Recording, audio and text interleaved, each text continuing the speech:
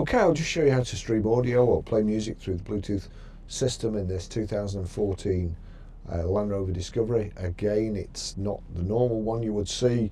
This is the GS version, and it's just got a simple to use radio CD in. So we go to music, onto music. We'll see at the bottom there, look.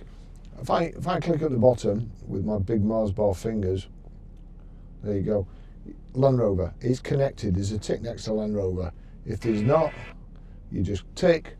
Now we need to set this. We need to go over to the system. That's on radio at the moment.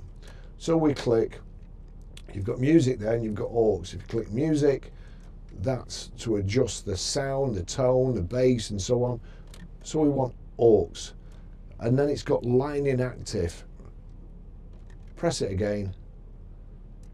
That's it. It's come up. Don't want to close my eyes. Aerosmith. If I turn that up, that's it playing. Turn it back down again. I'm just going to go back. I'm just going to go to phone, and now we'll click auxiliary. It will scroll through between auxiliary, line inactive, and Bluetooth. That's it. It's as simple as that.